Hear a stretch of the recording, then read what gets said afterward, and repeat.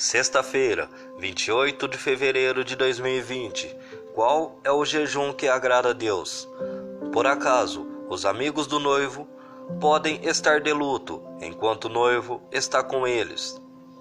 Dias virão em que o noivo será tirado do meio deles. Então, sim, eles jejuarão. Mateus, capítulo 9, versículo 15. Primeira sexta-feira da Quaresma e o jejum é o tema central da nossa meditação da liturgia que nos acompanha no dia de hoje. O jejum é uma atividade.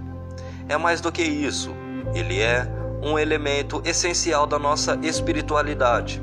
Assim como a caridade e a oração fazem parte dela, o jejum também faz.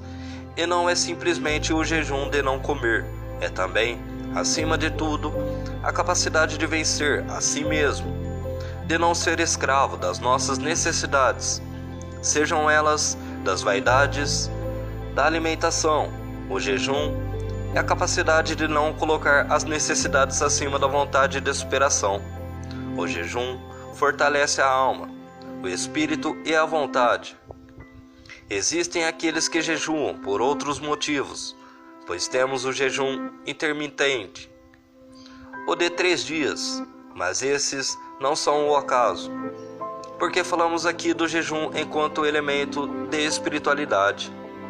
Por esse motivo, ele nunca pode estar desassociado da conversão interior, ou seja, não é simplesmente deixar de comer, é vencer o ego, o orgulho, é vencer a soberba. Quando fazemos jejum, existem 2 coisas que não podem faltar. A primeira é a oração.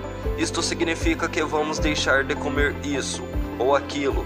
Vamos abrir mão da refeição para nos colocar na presença do noivo de Jesus. Para orar, adorar, para dizer que não só de pão a nossa natureza vive, mas de toda a palavra que vem da boca de Deus. Então, jejuamos para nos alimentarmos do Senhor. Depois, o jejum é para alargar o coração, é para abrir as comportas dele, porque nós estamos nos tornando muitos egoístas, individualistas. Pensamos só em nós, inclusive na hora de comer, pois cada um pensa no seu prato, na sua fome, na sua cobiça. Cada um cuida de si. Assim, estamos nos tornando cada vez mais egoístas. O jejum tem de gerar caridade. O jejum tem de quebrar o jugo que há dentro de nós. Então, o jejum tem de quebrar o nosso egoísmo para nos voltarmos para os outros. É por isso que o profeta pergunta: qual é o jejum que agrada? É o jejum que arrebenta as correntes do coração, para quebrar essa maneira vaidosa e orgulhosa de ser.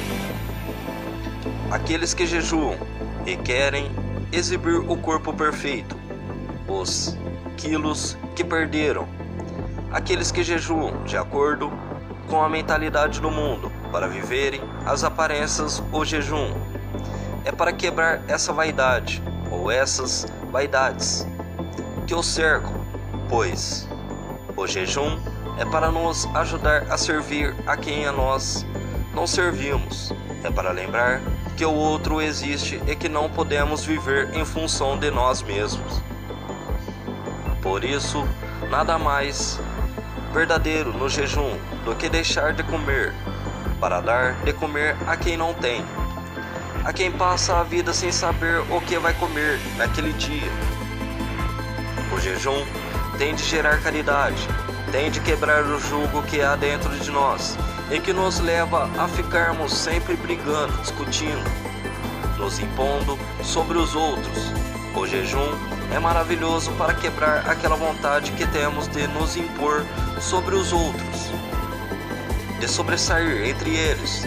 O jejum que agrada a Deus é o que quebra as amarras da alma, que alimentam o orgulho e a soberba, e não aquele que deixa a pessoa um dia sem comer e com a cara amarrada, fechada, amarga e azeda para os outros, pois esse não agrada a Deus. Porém, o jejum que o agrada é aquele que nos faz mais fraternos, irmãos, amigos e nos aproxima deles. E que Deus vos abençoe a todos vocês.